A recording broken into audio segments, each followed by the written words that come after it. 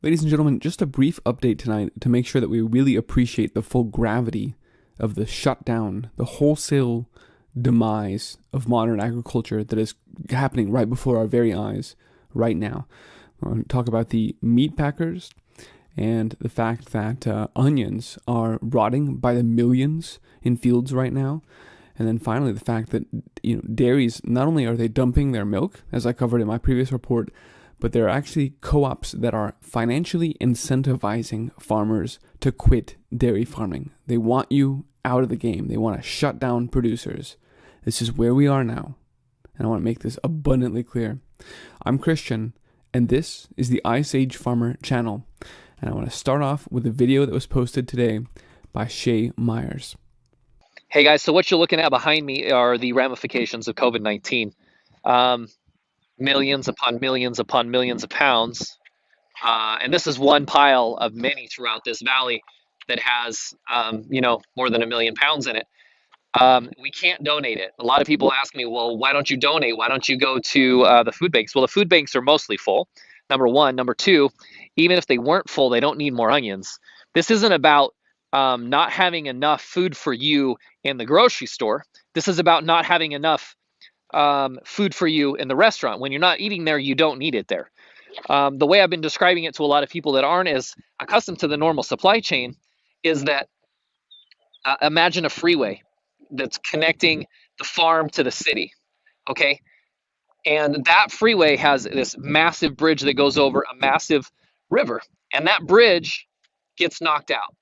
If that bridge is knocked out, you can't rebuild immediately. Now, are there other routes to get there? Yeah, but it takes longer. And if it takes longer, that means the normal product that's in that supply chain cannot make it. And that's what we're seeing today. Normal shipments in the United States, loads of onions, normal US consumption is 350 loads a day. We saw sub 200 shipments, 200 loads per day, every single day last week. And the most recent number that I've seen is 127. 1/3 of the normal US consumption of onions is being shipped. That's the shift in the supply chain. That's why you're seeing milk being dumped, tomatoes being dumped, squash in Florida being dumped, flowers being ruined and wasted. Everything has this normal supply chain, this normal route, this normal freeway, and those bridges are out. And that is a ramification. And so again, Shay puts it quite well as one of the largest onion growers in the nation, that the bridge is out. There's no way to get products to market. This is the same thing we've heard from the beef, from ranchers, and it's the same thing we're hearing from dairy farmers who've been asked to step down their production and to dump milk in many cases. I did talk about this in a previous video, but what I wanted to highlight today was this particular dairy co-op, Ellsworth in Wisconsin, sent out a letter indicating, like many others, that because of the drop in value in milk and the fact that restaurants and schools, cafeterias, aren't purchasing, all of those things are true. A lot of people have just been dismissing this as a temporary dislocation, a bad allocation, but it's more than that. And this letter proves that. We read down here that the board of directors has approved a program to encourage members to quit dairy farming by paying out the equity in the program. They must sell off their cows to someone outside of the co-op by April 15th.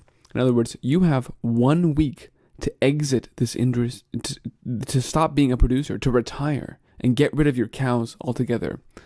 The urgency of that recommendation and the gravity of the situation is just appalling.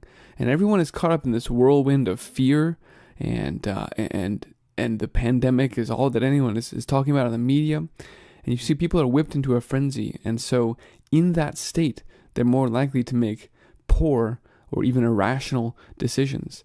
And to see the dairy industry shutting down like this, literally selling off their herds within a week, how quickly can they gut the food supply of a nation? Well, we're watching it in real time, and the answer is pretty damn fast in this modern era. Of course, they have ready for us cockroach milk and other dairy alternatives. We saw Starbucks blaming dairy as their carbon footprint scapegoat. It's been an all-out war on dairy farmers already to date, but now this is really escalated to literally paying them to stop producing. That's just where we are now. Now, the same situation is true, as I said, across 3 different vectors tonight. The onions, where they can't get to market, the dairy, where they're incentivizing people to quit, and then here with the meat processors shutting down. Ranchers have no place to take their beef or their pork in many cases to get it slaughtered. And we can read down here, zoom in. Most processors I work with have seen a significant increase in worker absenteeism, so they're not able to run their production lines as quickly as possible. Their boning lines, everything is shut down, slowed down minimally.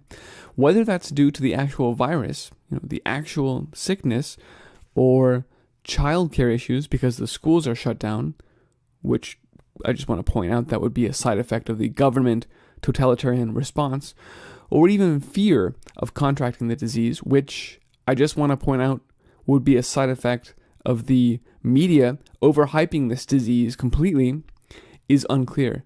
In other words, most of what's going on now has nothing to do with people that are sick.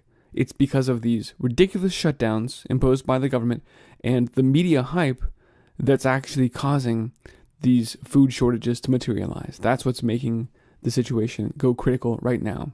In some cases, the decline in available workers is severe. And that caused Carrie on Twitter here to comment, why can't we take care of this? Can't we declare a national disaster and make sure that we're able to process this? Because otherwise there are a number of problems, from the fact that we're putting ranchers and farmers out of business to the, as one euphemism put it, significant animal welfare problems that are caused when you have a backup of animals that can't go to slaughter, and so but you don't maybe not have food for them, you may not have space for them. This is causing problems. It's a logjam throughout the production supply chain. And then she goes on to say, don't you realize we're in a position right now where we're going to have to start dumping beef, just like you see people dumping milk right now, if we let this monopoly continue. And that's not rhetoric, ladies and gentlemen. We saw that this was actually the case in New Zealand as well, where butchers were left off of the critical infrastructure list. They were not designated as essential, which is just ridiculous. And so as a result, they had stocked up on millions of dollars of meat and were forced to throw it away in many cases, which is just a sad use of resources. Now look at this release from Tyson, which is of course one of the largest meat production companies in the world, certainly in the United States.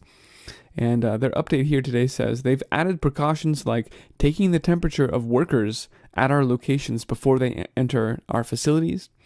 And while that's being done with a thermometer right now, we're even adding infrared temperature scanners throughout the factory, so we can just immediately tell if someone gets a fever and send them home. Well, this is actually, I just have to point out, this is a lot like what Kudlow was saying would be true for everyone in the United States today. In this rather scary article, U.S. economy will reopen, but there are going to be big changes. Larry Kudlow, goes on, economic advisor to Trump, goes on to say, even after we return to work and school, we're probably going to have big changes. You're going to have to stay home if you have any signs of sickness, notably a temperature, and then we're going to face widespread and ongoing testing, and you will submit to routine temperature taking. Although it sounds like they'll just have infrared scanners, like the drones in China, and like the Tyson production facility. But I digress from the food production, and if I tried to cover every aspect of the totalitarian overreach, well, this video would go on far too long. So back to Tyson. Do they actually care that their business is slowing down and gradually shutting down the actual meat production? No, they do not, because for years, in fact, this begins back in 2016, they've been making strategic and significant capital investments in fake meat, in lab-grown meat, in plant-based products. As I said, this is 2016. Tyson is making investments in the fake meat space. This is 2018. They continued to make those investments and then spin up internal plant-based lines. I've talked a lot about this before. And then even just last year, they introduced a new half beef, half pea burger, as if they knew somehow that they would need to shore up this declining supply of beef with something so that they could keep burgers going into grocery shelves. In fact, they've been way ahead of this whole situation, haven't they? Somehow they knew, but it's because it was planned. This was an agenda. This is a pandemic. It aligns completely with the UN IPCC's recommendations for land use and food production. And, it doesn't stop at Tyson, obviously. I'm really glad to see that Bill Gates is finally getting some scrutiny in these last few days that he very well deserves. With Fauci up there dancing around, holding the country hostage. It's just a disgusting situation. And it seems completely transparent. So I'm glad that finally Gates is getting some attention properly. But we need to step back and remind ourselves that Gates is equally involved with agriculture as the health situation. So the guy is literally funding 11% of the World Health Organization's budget, and he's making equally large investments in agriculture to take over everything. Here's a piece this year called Toxic Agriculture and the Gates Foundation, talking about how the $46 billion Gates Foundation has been going around buying up every seed company that they can find. In fact, I'll just read from the article. The Gates Foundation has rapidly become the most influential actor in the world of global health. We knew that. He's basically running the World Health Organization now. And in agricultural policies. Yes, he's there too. Remember, the food chain reaction game was the other simulation, like Event 201, that talked about food shortages that would result from an outbreak like this. And here we are now, seeing it materialize. The foundation, the Gates Foundation, is working with agri-commodity Cargill to develop the soya value chain in southern Africa. And what that means is they'll be bringing GMO crops in there. The Gates-founded project will likely enable Cargill to capture a hitherto untapped African soya market and eventually introduce genetically modified soybeans down there as well. Finally, they will take over all food production, as has long been their goal for hundreds of years. More than 80% of Africa's seed supply comes from millions of small-scale farmers recycling and exchanging seed. It's for that reason that he started Ag 1, a new effort to take over all agriculture and use genomic mapping and AI to actually scan the solution space of seed genes and come up with varieties that they own, that they take the best aspects from any seed in the world and then they patent it. But, it's here's the part.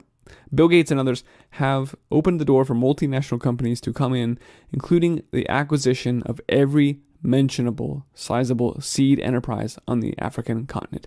They are buying it all up, hoovering up everything, so that just as Tyson did, right? Tyson bought up all meat production, and now they're replacing it with fake meat. And that's exactly what's happening here. They're buying up all the seed production, and they're doing their genomic mapping, and they will replace real heirloom genetics with their transhumanist seeds. It's a crazy situation, but this is what's playing out right now. Gates Foundation, yes, is a heavy pusher of both agrochemicals and patented seeds. So this is just a continuation of the Rockefeller weaponized USDA, again, for hundreds of years. It's been a part of the War Department, part of the policy that was pushing toxic agricultural practices out to the rest of the world from the U.S. I wanted to also point out this gated development essay on whether the Gates Foundation is a force of evil or not. And I don't think we need to really talk about that here. It's pretty clear that they're doing terrible things to the world food supply and the world's health situation. So, folks, I'll leave it there because I really just wanted to highlight the fact that that it's both crops and then the meat production, beef and pork and poultry all. And then again, that the dairy is not just dumping their milk. This is not a temporary supply chain interruption. They are incentivizing people to shut down. This is a wholesale demolition, a controlled demolition of our food supply. And I hope you're taking steps today and every day to be able to produce your own food and grow a community around you that is doing the same thing and working together. Please pass on this warning. I would love for this not to be true. every day I look for signs. I mean, are we reading too much into this? But it just gets worse and worse. And now we see they are buying out dairy farmers, trying to get them to stop producing for good. This is like when the Port of LA suffered a 40% volume decrease on their containers, and that was a temporary interruption. But at the same time, they announced that they laid off half of the dock workers, which was a permanent situation. So while we can stay, let's hope for the best. Let's hope these things pass, but let's prepare for the worst, because we certainly see the moves that are being made are for good. They are shutting this whole system down. Thanks for watching, folks. Let's go build great things.